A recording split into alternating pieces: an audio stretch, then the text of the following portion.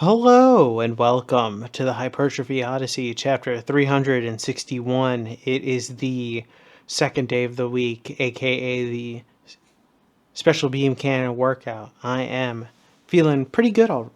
Pretty good. I'm feeling pretty good. Very excited for this workout. But anyways, to the main subject matter for today. Performative men. So the main reason why I wanted to discuss this is because this kind of became a cultural phenomenon for like a second and then disappeared because other things happened in the world. So I just wanted to talk about this because I'm very curious about it. And that is that basically this isn't just necessarily a new genre of person. I wanted to just look at it from the perspective of the man who ends up becoming a performative type of person dependent on who is around them, their audience, the differences that they may or may not have whenever they are around certain people, specifically women. There's a huge thing with that, but we'll get to that in a second. But I wanted to just talk about it because first I'll start with the modern one, the very, very particular type, the one that you would see on as like a joke almost, even though some of them aren't joking, which is, we'll get to that. We'll get to that. But I wanted to start by saying that I would like to think that here, at least in these types of videos, I'm not performative. This is basically who I am, really.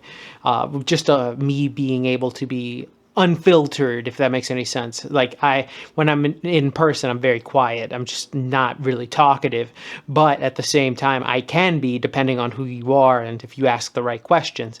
But this is more of an outlet for me that I normally get on the outside world. So that's why I'm like this here. But I would like to assume that this is just me in theory and genuinely who I am. And I think that a lot of the performative males, when it comes to just generally, we're talking about sweeping, we'll talk more in details when we get to Mother Base, but the general gist of them is that whilst there is a mask that comes on for them, it's a mask where you can tell that it's a mask, and it's kind of interesting to see it, especially if you know them outside of this arena, so depending on your audience, they don't change as much, or they change drastically depending on who's in front of them, and that could be a very interesting thing. So with that being said, we'll go into some details about some of the modernization of the performative male and how basically it's a majority of them nowadays, unfortunately. Well, the ones that are seen, and unfortunately that's also an issue, but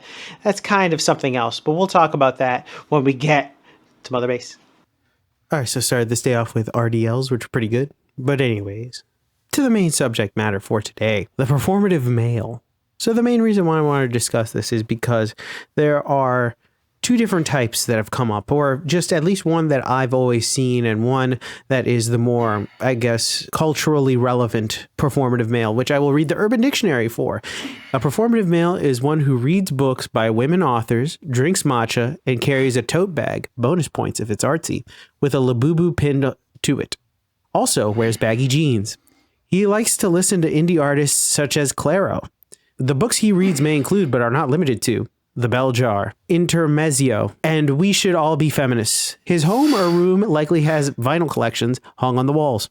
That's one of them. The second one, which I think is more of the general terminology for this, and where I want to get to a little bit, is a subgenre of, quote, nice guys that tries too hard to be in touch with their feminine side or pretends to like things like K-pop, tote bags, reading, matcha, or the like to improve their popularity with girls.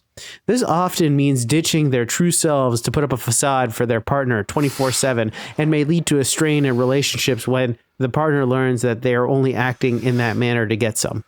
So this is why I wanted to discuss this, because there are two different types of this. There's the contemporary one, which was the first one we discussed. And you see this is just more of a act that people put on. But I think the performative male has always been there. The person that ends up changing themselves in order to get some, to use the quote that's on here. And I think a lot of people end up doing this quite a bit. Obviously, there are some men that change themselves altogether. A lot of dudes, I feel like, know a dude that becomes this dude, if anybody knows what I mean. So, for example, let's say me and my two homeboys know that homeboy B becomes a completely different animal if there are women around. All of a sudden, he becomes like a weird type of person. Like, homie B is normally a type 1 type of personality, but as soon as the ladies are all of a sudden around, he's type 2 personality, in which case he just changes completely. And it's kind of interesting / frustrating / it's interesting and fascinating both at the same time, because I can look at this and say, wow, this person completely changes for what is essentially poontang at the end of the day. It's like putting a personality out or putting on a mask exactly for when these things happen. And it's kind of interesting because some women very much see through it. They immediately understand, oh, he's putting on the mask. I can see this. This is kind of very obvious, and some people are oblivious that they're so obvious to put on the mask. It's kind of crazy. Generally, personally, I think it has to do with a low testosterone thing. I don't think many dudes who have high T end up doing this, but that's just my personal opinion about that. I think that doing these types of things, specifically when you're changing around women or changing around whomever you're attracted to, is it seems as such a narrow-minded type of way to try to get into their pants, in a certain sense that, of course, you can only keep this up for so long. You can only be performative for as long as for only as much as you can be. Some people can live their entire lives like this, but it is such a hard thing to keep up. These are usually the types of people that aren't in long-term relationships because they can't keep it up forever. They can't keep it up 24/7. They need a break. They need to be their normal selves. And I think that that's the main crux of it, or the issue with it at the end of the day, is that when you become this weird characterization of what you think would work in order to get into someone's pants, you're not really doing anything for yourself and only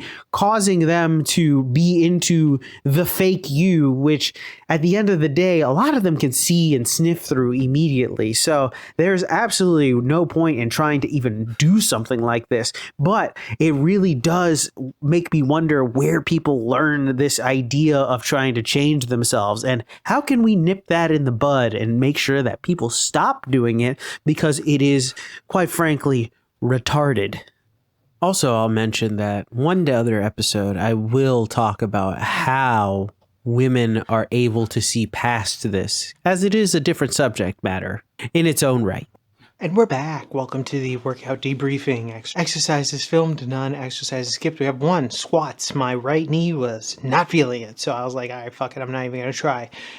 But besides that, got everything else in, but thankfully. But anyways, back to the main subject matter at hand. The performative man, or performative male.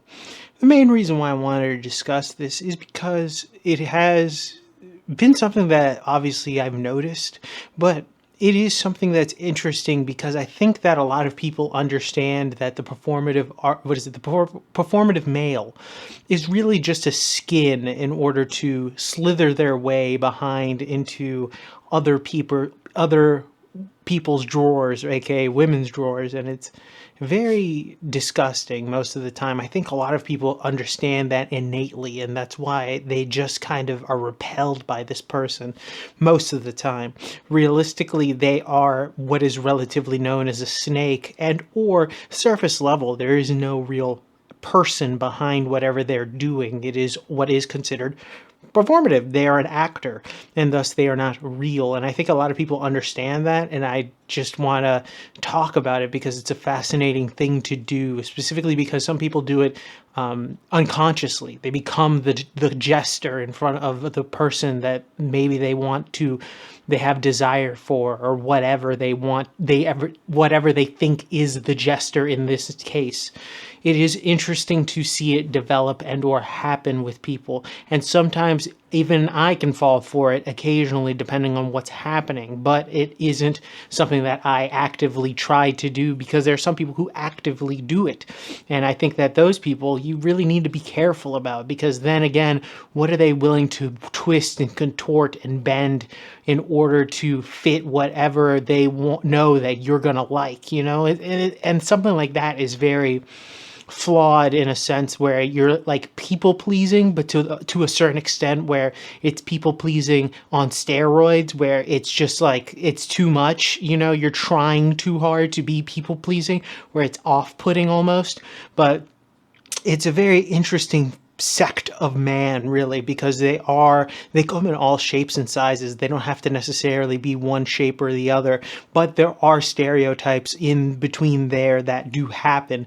They usually come in some form, shape, or fashion of a person that's you can just tell when you look at them.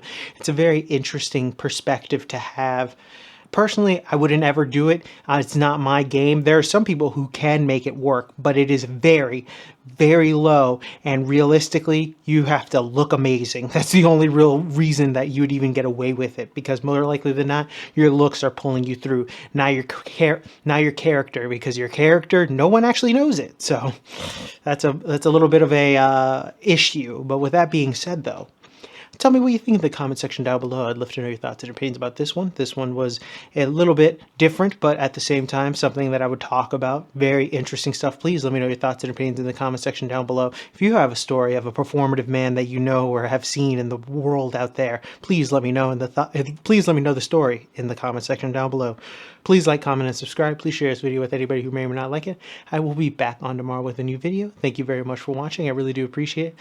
I will see you in the next one. Keep it heavy. Stay safe out there. Stay cool. And I'll see you in the next one. Peace.